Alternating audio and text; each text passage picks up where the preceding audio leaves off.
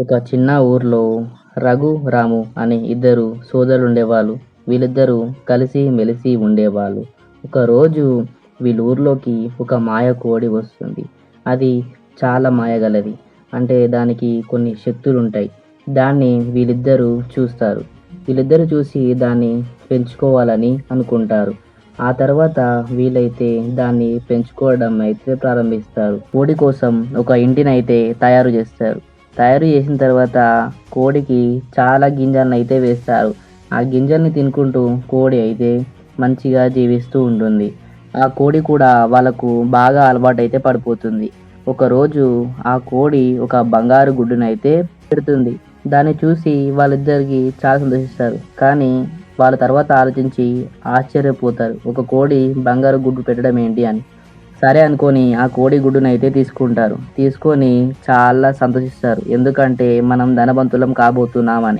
కోడి కూడా ఒక మంచి జీవితాన్నయితే పొందుతుంది. ఆ తర్వాత చాలా బంగారు గుడ్లనైతే పెడుతుంది. దాన్ని చూసి వాళ్ళిద్దరూ చాలా సంతోషించి ఆ గుడ్లనైతే ఒక కుండలో అయితే వేసి పెడతారు. ఆ తర్వాత వాళ్ళ ఇంటినైతే కట్టుకోవడం ప్రారంభిస్తారు. ఆ తర్వాత ఒకరోజు వాళ్ళిద్దరూ గుడ్లనైతే పంచుకోవడం అయితే ప్రారంభిస్తారు. ఒకరోజు వాళ్ళిద్దరి మధ్యలో ఒక చిన్న గొడవ అయితే జరుగుతుంది. ఆ గొడవ దేని వలన అంటే బంగారు గుడ్ల వలన. రఘు రాముతో ఇలా అంటాడు, "ఆ గుడ్లు నావి. నేను మాత్రమే ఆ గుడ్లని తీసుకుంటా" అని.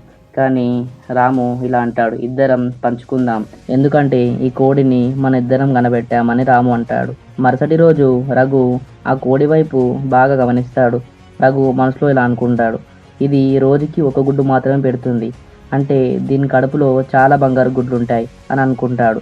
అలా అనుకొని రఘు మరుసటి రోజు ఒక చురుకైన కత్తిని తీసుకొని కోడిని చంపడానికి అయితే వెళ్తాడు. కోడి అప్పటికి నిద్రలో అయితే ఉంటుంది. రఘు అదే సమయం అనుకొని కోడిని తీసుకొని దూరంగా వెళ్ళిపోతాడు. వెళ్ళిపోయిన తర్వాత కోడిని చంపేస్తాడు. చంపేసిన తర్వాత రఘు చాలా ఆశ్చర్యపోతాడు. ఏంటి ఒక్క బంగారు గుడ్డు లేదని. అప్పుడే రాము పరిగెత్తుకుంటూ వస్తాడు. కోడి ఎక్కడ అని అడుగుతాడు. చూసేలోపు కోడి చనిపోయి అయితే ఉంటుంది. దీంట్లో నీతి ఏంటంటే మనకి ఎప్పుడైనా ఉన్న దాంతోనే సరిపెట్టుకోవాలి. అతిగా మనం ఎప్పుడైనా ఆశపడొద్దు. ఆశపడడం వల్ల మనం చాలా కూలిపోతాం. ఈ కథ మీకు నచ్చినట్లయితే ఒక లైక్ చేసి సబ్స్క్రైబ్ అయితే చేసుకోండి. ఇలాంటి మంచి మంచి కథలు వస్తూనే ఉంటాయి. Subscribe to Nitin story creations.